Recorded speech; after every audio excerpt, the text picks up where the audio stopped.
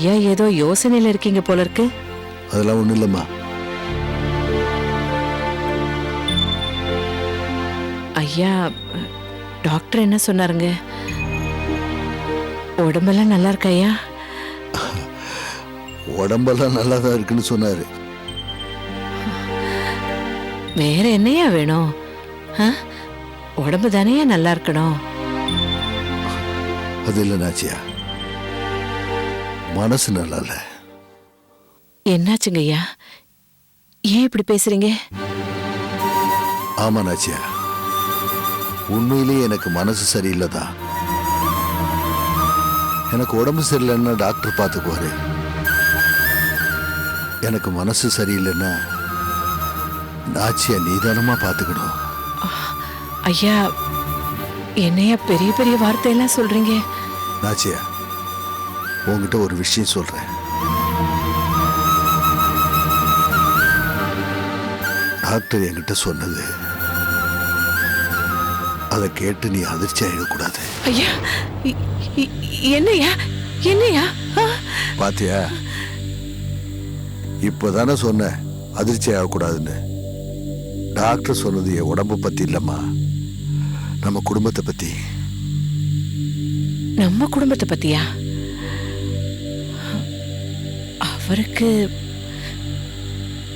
அவருக்கு என்னையா தெரியும் நம்ம குடும்பத்தை பத்தி?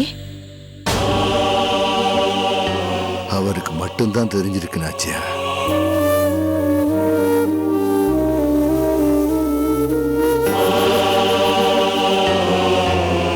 எனக்கு ஆபரேஷன் பண்ணி ஆஸ்பத்திரியில் நான் மயக்கமா இருந்தப்போ சொத்துக்கு ஆசைப்பட்டு யாரோ என் கட்ட விரல் கைரேகையை பதிஞ்சிருக்காங்க. விரல்ல மைய பார்த்ததும் டாக்டரே அதிர்ச்சி ஆயிட்டாரா. என்னையா? டாக்டர் உடனே எங்க யார்கிட்டயாவது சொல்லிருக்கலாமே. அந்த நேரத்தில் இதை பத்தி யார்கிட்டயாவது சொன்னா குழப்பமாயிடுமோன்னு பயந்து இவ்வளவு நாள் கழிச்சு இப்பதான் என்கிட்ட வந்து சொல்றாரு. யாரா இருக்குயா? டாக்டருக்கு ஏதாவது தெரியுமா? அதெல்லாம் அவருக்கு தெரியல. ஆனா நம்ம சொந்தக்காரங்க தான் யாராவது இப்படி பண்ணிருக்கணும்னு மட்டும் சொன்னாரு. ஐயா, ஐயா, நம்ம குடும்பத்திலயா? நாச்சியா, எனக்கு ஆறுதல் சொல்ல வேண்டிய நீயே இப்படி அதிர்ச்சி ஆயிட்டீன்னா வேற யாருமா எனக்கு ஆறுதல் சொல்லுவா? யாரையா இதை செஞ்சிருப்பாங்க? யாருன்னு நம்ம சந்தேகப்படுறது? யாருன்னு தெரியல நாச்சியா. பெரிய குடும்பங்கள் இந்த மாதிரி சொத்துக்கு ஆசைப்பட்டு கைரேகை எடுத்து ஆளையே காலி பண்ணிடுவாங்கன்னு நான் கேள்விப்பட்டிருக்கேன். நம்ம குடும்பத்திலேயே இப்படி ஒண்ணு நடந்திருக்கேன்னு நினைக்கும் போது எனக்கு வருத்தமாதமா இருக்கு.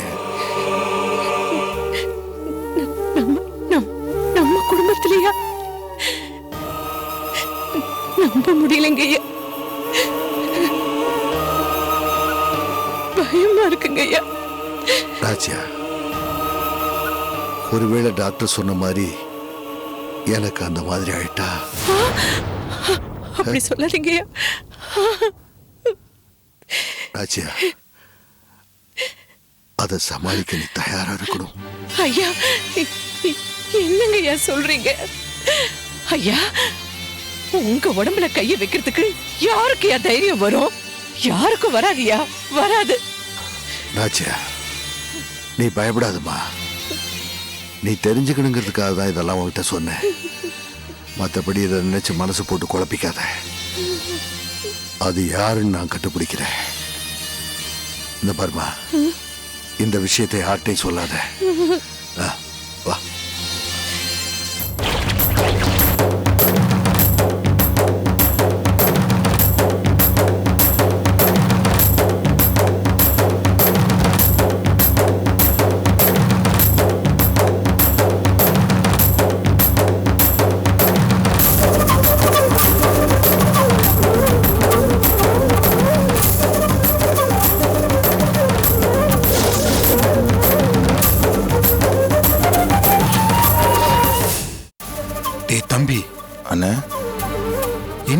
புதுசா பூதம் கிளம்புது? அண்ணா இதை சாதாரணமா விடக்கூடாதுண்ணே. இது யாருன்னு நம்ம கண்டுபிடிச்சே ஆகணும்ண்ணே. ஏண்டா இந்த வேலையெல்லாம் நம்ம குலசேகர மாமா தானே பண்ணுவாரு? அண்ணா இருக்காதுண்ணே. அவர் பண்ணியிருந்தா அடுத்த நிமிஷம் நம்மளுக்கு சொல்லியிருப்பாருண்ணே. டேய் தம்பி, இது நம்மளையும் பாதிக்கக்கூடிய விஷயம். கைரேகையை எடுத்தவன் சொத்தை மாத்தி எழுதிட்டா டேய் நம்ம கதி அதோ கதி தாண்டா. அண்ணா இது யாருன்னு கண்டுபிடிச்சே ஆகணும்ண்ணே. டேய் தம்பி, கூட்டி கழிச்சு பார்த்தா இந்த வேலைய ஆயக்குடி சுப்புலட்சுமி தாண்டா பண்ணிருப்பா. அண்ணா நீங்க வேற, அவளே ஒரு கை நாட்டு, அவளை அதை பண்ணிருக்க போறா. அவ பண்ணிருக்க மாட்டாடா. அவ ஒண்ணு பெத்து வச்சிருக்கிறாளே கங்கா, அவ பயங்கரமான புத்திசாலிடா. கலெக்டருக்கு படிக்கிறவ. அவதான் இந்த மாதிரி வேலையெல்லாம் பண்ணிருப்பா. அண்ணா அவ தான் பண்ணான்னு நமக்கு தெரிஞ்சது வச்சுங்களேன், அந்த குடும்பத்தை ஒழிச்சிடணும். அவசரப்பட்டா காரியம் கெட்டு போயிடும். பொறுமையா இரு, என்ன நடக்குதுன்னு பாப்போம்.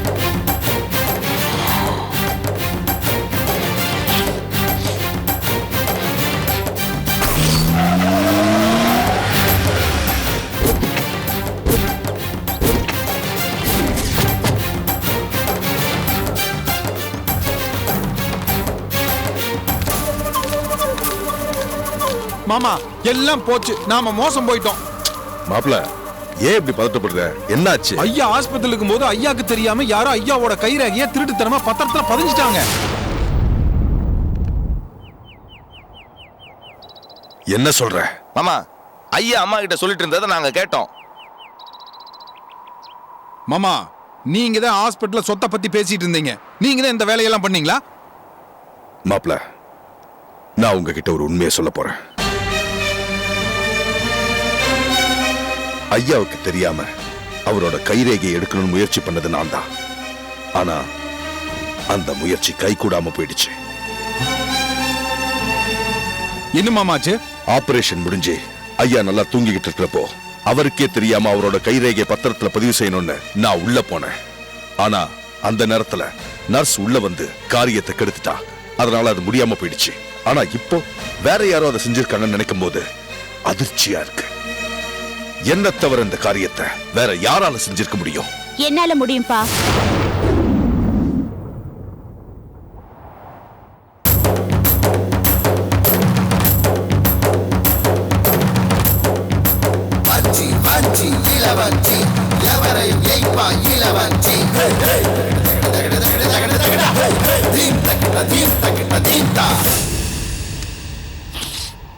இளவஞ்சி என்ன சொல்ற? அப்பாவால முடியாதுன்னு சொன்னாரு, அதான் நான் செஞ்சு முடிச்சிட்டேன். இளவஞ்சி போற போக்குல நீ என்னையே மிஞ்சிருவ போல இருக்கம்மா. ஆமா, நம்ம 3 பேர் செய்ய முடியாத அண்ணி செஞ்சிருக்காங்க. சபாஷ் அண்ணி. எப்படி அண்ணி உங்களால முடிஞ்சது? எக்காரணத்தை கொண்டும் அந்த சுப்புலட்சுமிக்கு சொத்து போயிடக்கூடாதுங்கிறதுல நான் உறுதியா இருந்தேன். எனக்கு எப்படிதான் தைரியம் வந்துச்சோ தெரியல. ஐயா தூங்கிட்டு இருந்தப்ப யாருக்கும் தெரியாம ஆவி மாதிரி நுழைஞ்சு காரியத்தை முடிச்சிட்டேன். என் ஐயா சொத்தை நான் விட்டுருவேனா?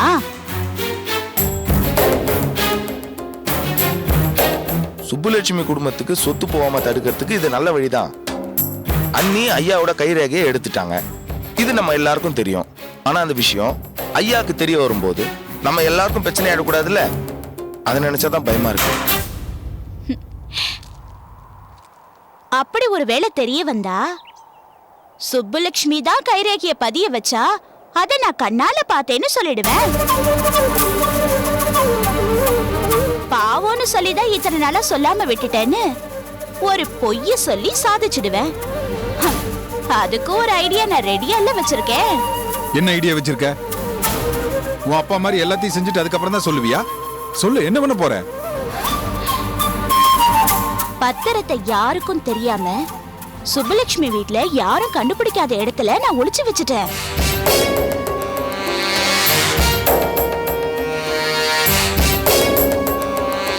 நமக்கு எப்ப தேவையோ அப்ப எடுத்துக்கலாம். அதுக்குள்ள நம்ம மாட்டிக்கிற மாதிரி நிலைமை வந்துச்சுன்னா சுப்புலட்சுமியை மாட்டி விட்டுறலாம். சுப்புலட்சுமி வீட்ல இருந்து ஐயா பத்திரத்தை எடுத்தாருன்னா கண்டிப்பா இத சுப்புலட்சுமி தான் செஞ்சிருப்பான்னு நம்பிடுவாரு. அப்புறம் ஐயாக்கும் சுப்புலட்சுமிக்கும் உள்ள உறவு முறிஞ்சிடும்.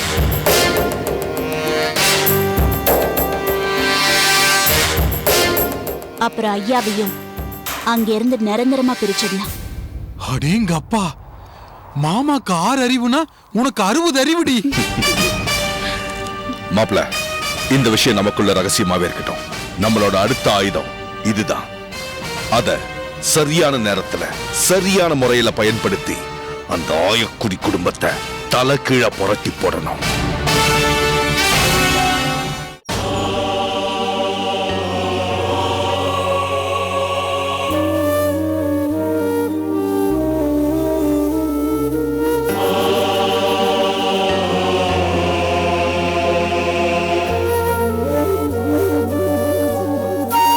என்னையா ஒரு மாதிரியா இருக்கீங்க? நாச்சியரக்கா வீட்டுல இருந்தானே வரீங்க? ஆமாம்மா. கங்கா, அப்பா உட்காருமா. ஒரு விஷயமா கலந்து பேசத்தான் நான் நாச்சியாரை பார்க்க போறேன். என்ன விஷயம்ப்பா? அது ஒண்ணு இல்லம்மா. டாக்டர் அன்னைக்கு வீட்டுக்கு செக்அப் பண்ண வந்தப்போ நானும் அவரும் வெளியில போய் பேசணும்ல. ஆமாப்பா, நாங்க கூட என்ன விஷயம் கேட்டதுக்கு நேரம் வரும்போது நீங்களே சொல்றேன்னு சொன்னீங்களே. ஆமாம்மா, அந்த விஷயத்தை நாச்சியார்கிட்ட மனவிட்டு சொன்ன மாதிரி இப்போ உங்ககிட்டயும் சொல்லணும். எங்க கிட்ட சொல்றதுக்கு ஏன்பா இவ்வளவு யோசிக்கிறீங்க? சுப்புலட்சுமி, டாக்டர் சொன்னதுல இருந்து சொந்தங்கள் மேல இருந்த நம்பிக்கை போய் மனசுக்குள்ள பயம் அதிகமாயிடுச்சுமா. அப்பா, என் சொத்து போறத பத்தி கூட எனக்கு கவலை இல்லைம்மா. என் சொத்துனால என் உயிருக்கு ஆபத்து வந்துருமோன்னு பயமா இருக்கு. யாரை நம்புறது யாரை நம்பாம இருக்கிறதுன்னு எனக்கு ஒரே குழப்பமா இருக்குமா. கங்கா, எனக்கு ஆபரேஷன் முடிஞ்சு நான் மயக்கமா இருக்கும்போது யாரோ அந்த சந்தர்ப்பத்தை பயன்படுத்தி என் கட்டவரல் ரேகை பதிஞ்சிருக்காங்க.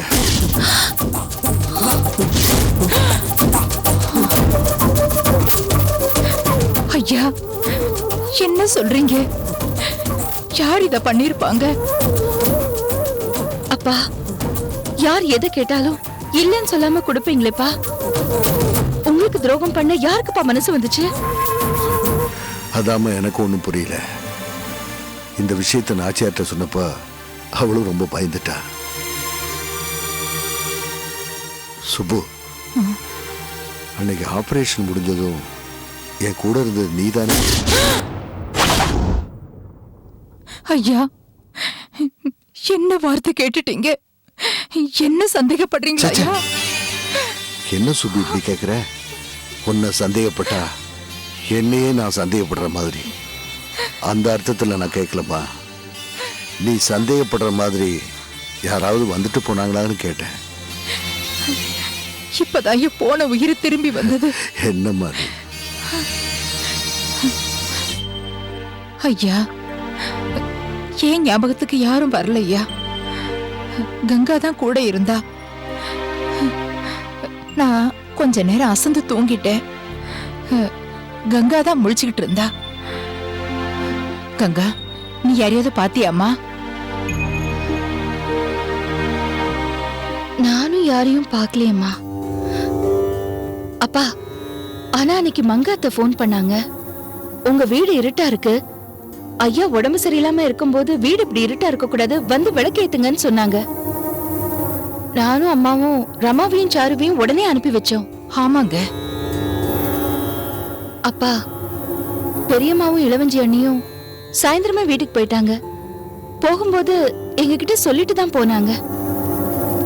ஐயா, சும்மாதான் கேக்குறேன். இதை யார் செஞ்சிருப்பாங்கன்னு உங்களுக்கு யார் மேலது சந்தேகம் இருக்கா?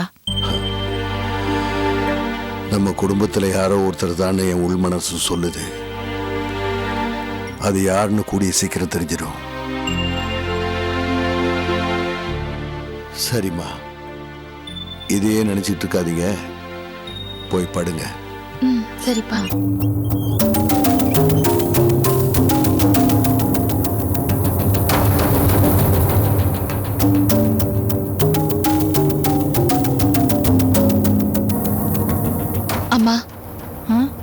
கொஞ்சம் நல்லா யோசிச்சு பாருங்க.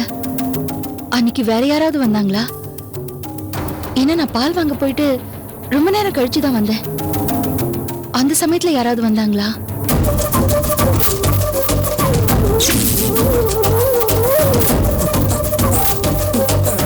இளவஞ்சி வந்துட்டு போனதா எனக்கு ஞாபகம் இருக்குமா?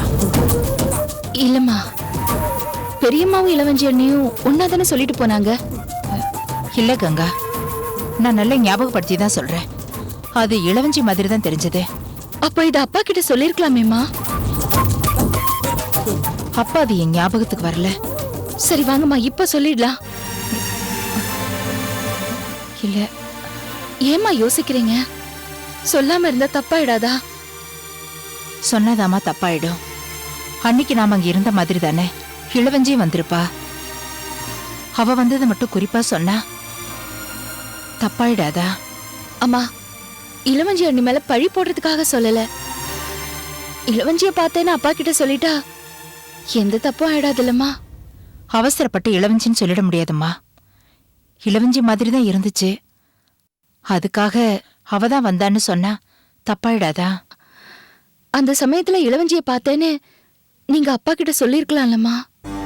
இல்ல கங்கா, அது ரொம்ப ரொம்ப தப்பாயிடும். இளவஞ்சி ஐயாவோட மருமக. சரிம்மா, அப்ப வீட்டுக்கு போறேன்னு சொல்லிட்டு போனவங்க மறுபடியும் எதுக்கு ஹாஸ்பிட்டலுக்கு வரணும்? எதுக்கு வேணும்னாலும் அவ வரலாம். ஐயாவை பார்க்கணும்னு வந்திருக்கலாம். இல்லைன்னா ஏதாவது ஒரு பொருளை மறந்துட்டு அதை எடுக்க வந்திருக்கலாம். இத பாரு கங்கா, நாம எப்படி ஐயா கூட இருந்ததை யார் சந்தேகப்பட முடியாதோ அதே மாதிரிதான் இளவஞ்சி வந்துட்டு போனதையும் நாம சந்தேகப்பட முடியாது. அப்படி சந்தேகப்பட்டோம்னா அது குடும்பத்துல பெரிய பிரச்சனையை கொண்டு வந்து விட்டுடும். அப்பாவுக்கு பின்னாடி இவ்ளோ பெரிய ஆபத்து இருக்குன்னு நினைக்கும் போது என் மனசுல ரொம்ப பதபதைக்குதுமா. அப்பாவை நம்ம குலதெய்வம் கங்காதேவி தான் காப்பாத்தணும். நீங்க என்னதான் சொன்னாலும் எனக்கு என்னமோ இளவஞ்சி அண்ணி மேல சந்தேகம் வந்துகிட்டே இருக்குமா.